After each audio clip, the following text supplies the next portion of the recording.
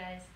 So we were talking about the interpretation of subjects and what happens when the subject of the sentence is a pronoun. And we talked about this idea that in English, every single sentence requires you to have a particular spoken subject. It's not possible to have a sequence like Richard is a really nice guy, went to the movies yesterday. Even though that would make sense, we would know that probably the person who went to the movies yesterday is the same person who's mentioned in the first sentence, right? That would work semantically in terms of the meaning, but in English we're not allowed to do that because English syntax says every single sentence is comprised of an overt subject and a predicate. So this is different across different languages. Many languages are, of course, for the subject structure comprised of a subject and a predicate, but the subject does not have to be overt. So we were looking at examples with expletive subjects like it is raining. It doesn't really carry any meaning here, and yet it still has to be present in the sentence. So I can't just walk up to you and say, is raining. That doesn't work, right? It's not a sentence of English. So the question becomes, is this still the subject of the sentence? But how should we have the basic clause structure here? Should we have something like this?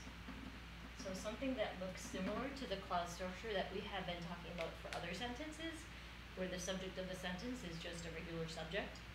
Or do we need to have something that is different from that? Because remember we said that the subject of the sentence is usually the topic of the sentence. It's who or what the sentence is about. So if you say, cats are fun, and you think to yourself, what is that sentence about? What am I giving information about? I'm giving information about cats, and what is the information that I'm giving? That cats have the property of being fun.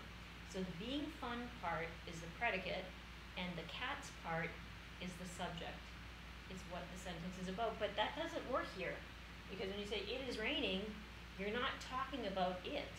This is really a sentence about raining, as opposed to a sentence about it. So we're wondering whether it is still in that same subject position, and what you can do is the following test for a subject in English. So in other words, there are certain things that a subject can do in English that only the subject is allowed to do. You can't have anything else in the sentence that does that. And so we want to know, do those tests tell us that this item is functioning as a subject? Even though it's an expletive, it doesn't have the meaning of the subject. So notice if you had a sentence like, the dog might sleep. Okay, so the dog might sleep. And if you're looking at this sentence in terms of its basic constituents, you're going to have the dog as your subject of the sentence. And the predicate of the sentence is going to be all of the other material in the sentence, might sleep. And you would know that the predicate of this sentence includes the verb group, the verb group might sleep, right? You have the modal verb might, and then you have the main verb sleep. So the subject of this sentence, the dog, and the predicate might sleep, what tells us that for sure structurally the subject of the sentence is the dog is if we ask a question.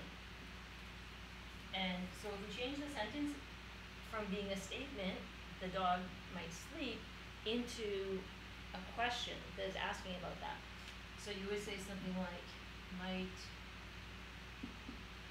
the dog sleep? So this is what we call a yes-no question. A yes-no question is a version of a declarative sentence that is asking you, is it true that such and such? So is it true that Mary is nice? The way we say that in English is Mary nice? Is it true that Paul went shopping? Did Paul go shopping? So we have this inversion process called yes/no question. And what are we doing with that inversion process? It looks like we're switching the position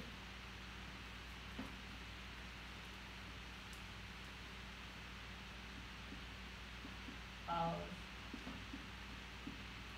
the subject and the verb. So when you have the dog might sleep, what happens as you form the question counterpart to that, the yes/no question, is you switch the position of the subject, which is the dog, with the word might. In other words, the auxiliary verb. So when we say the subject and verb, we have to be a little bit more particular about, well, what type of verb is going to undergo this process. If we have a sentence like, Mary cried all night long. And so we think that the sentence is divided up into the subject, Mary, and then we have our predicate, cried all night long. So we might think to ourselves, okay, if the rule for forming a yes/no question in English is telling us to switch the subject of the sentence with the verb of the sentence, then we have our subject, Mary. We know that cried is our verb. It's the only thing that could be a verb in the sentence. And so that would give you a sentence like, cried Mary all night long. But notice that this is really weird, right? We're going to put a star in front of this one. Why? Because it doesn't sound like a sentence of English that we would say. It sounds perhaps like a sentence of English that Shakespeare would say, and in fact it is a sentence of English that Shakespeare might say, because in older forms of English we had the process of forming a question by using main verbs.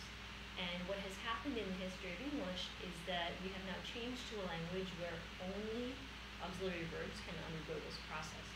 So it's only if you're an auxiliary verb that you have the capacity to be able to move to the front of the sentence and ask a question. So when you say something like, cried Mary all night long, you know, it has kind of this flavor of being something old-fashioned or something that people used to say, and it is true that people used to use that construction. However, in contemporary English, it's only not just the verb really, but the auxiliary verb that undergoes this movement. So if we look at another sentence and we have, John will suffer the consequences. John will suffer the consequences. And so we're thinking of dividing up into subject and predicate. We have John as our subject. Will suffer the consequences is going to be our predicate. And now what do we want to do? We want to make sure that John is the real subject of this sentence. The purpose of this process is to make sure that what you have indicated as being the subject of the sentence is in fact the true subject. So if we make John will suffer the consequences into a question, what is the only way that we would do that? We would say, will John suffer the consequences? So will John suffer the consequences?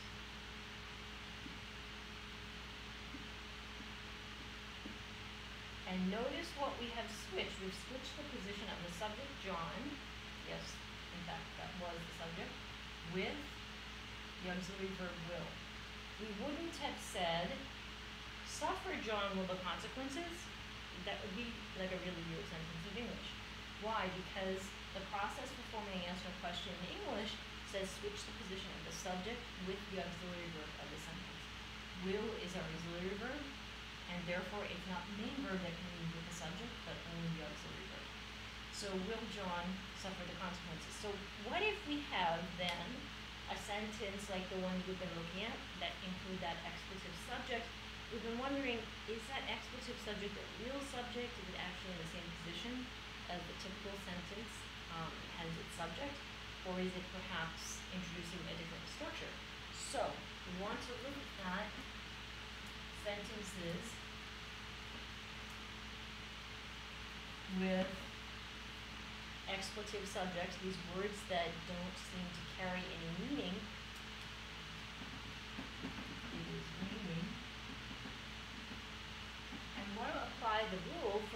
a yes-no question, because that rule is going to reveal to us what is the true subject of the sentence.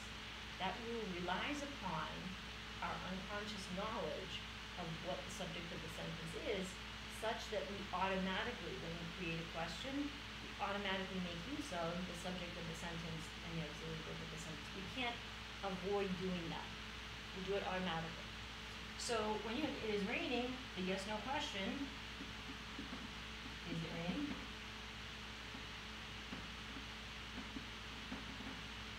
Right? So that would be the way that we would ask this question.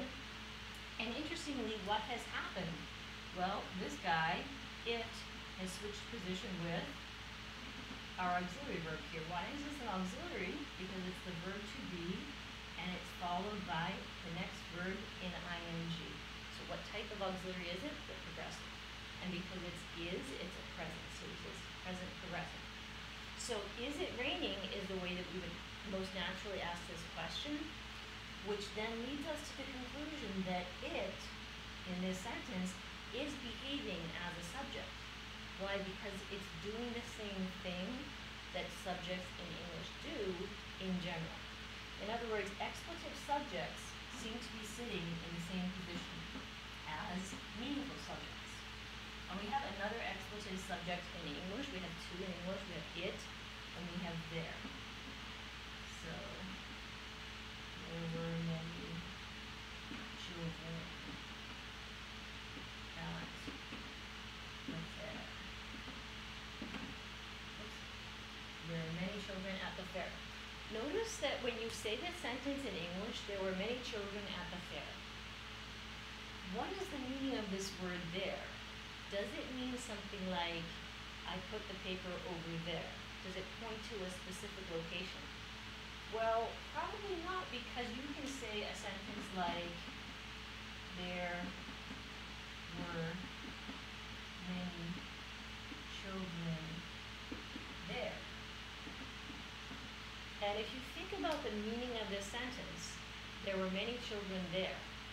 This there has the meaning of location, right? It's specifying a particular place, over there somewhere.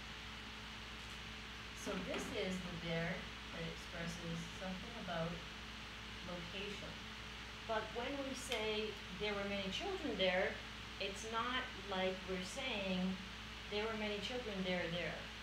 That's weird in English to have two theres in the same sentence. Why? Because presumably when you're locating an event, you're doing it with respect to one location, not two different locations. So if you just have a locative there that you know for sure 100% is locative, you see that it is compatible with this there that is sitting at the subject of this sentence, and therefore it looks like this is not another instance of a locative. It's got to be something different, although you know in English, very common to have words that sound alike and look alike, but play very different functions in different sentences. So this is another example of that. So if you wanted to know, is this word there sitting in the subject position in English? Well, what is that unique position? That's the unique position that switches place with an auxiliary verb in order to form a question. So we're going to form a question. There were many children at the fair. What would we say? Were there many children at the fair? And remember, whenever you're asking yourself to form a construction, whenever you're asking yourself, okay, so how would I ask this as a question? Just always go with your most natural way of saying something. Don't think about it too much, because what happens if you think about it too much is that you might start to use a form of very formal grammar that you were taught perhaps, but that is not the natural way that you would speak. And of course, we are always interested in capturing the natural way that people speak. So when you ask yourself about something, just give an answer immediately. Don't think about it. If you think about it, it's going to get confused. Okay, so there were many children at the fair. The question would be, were there many children at the fair? So what have we switched? We have switched there with were. there and were. I switched position. So it looks like this expletive there, in addition to the expletive it that we have in English, is behaving as a subject. In other words, it's sitting in the subject position of the sentence. So if we wanted to give a tree structure for a sentence like that, what would we do?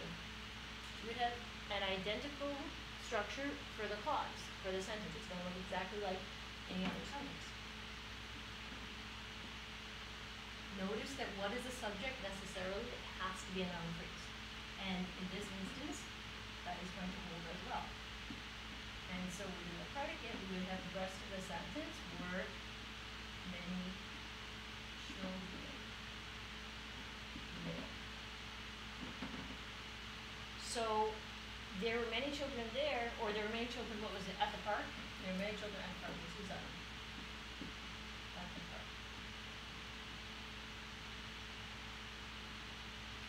So what we're saying is that there, in a subject like there were many children there were many children at the park, or a subject like it, when you have a sentence like it is raining, those subjects, although they don't represent the topic of the sentence, they're not what the sentence is about.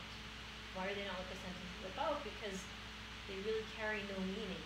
When you say there were many children at the park, basically that sentence means many children were at the park. It's equivalent in meaning. So the there is not adding anything new to the sentence in terms of meaning. And since we're looking at the structure of the sentence, we want to know, are those sentences basically of the same kind as all the other subjects that we've been talking about so far, which do seem to be topics of the sentence? And the answer is yes, according to the test of yes/no question formation, expletive subjects are sitting in an identical position as any other subject in English. So when you have an if sentence, it was snowing in Boston. Okay, so it was snowing in Boston. What you notice when you look at these expletive constructions is that they are very frequent with weather constructions. So for speakers of English as a second language, they will learn these as weather constructions. When you're talking about the weather, that's when you're going to use this type of construction. So it was snowing in Boston. You would know that it is in that subject position because was it snowing in Boston would be the way that you would ask the question.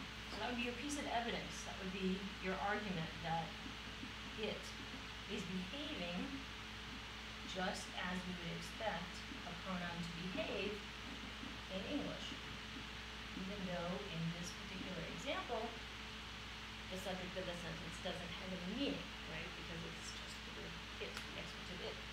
So, dividing up into subject and predicate is going to be possible regardless of the meaning of the subject of the sentence. That's the idea. Every single sentence in English, regardless of the meaning that it carries, is divisible up into noun phrase subject, verb phrase predicate. Okay, so what we're going to do is talk a little bit about how in some instances you can have what we call embedded clauses. Embedded clauses are structures where the main verb of the sentence takes as its complement, remember, instead of a direct object, an indirect object, subject complement, any of those guys that we've already talked about, but it takes instead an embedded clause, in other words, another sentence. And so what happens when you have that type of structure? That's what we're going to talk about next. Okay, take care, guys.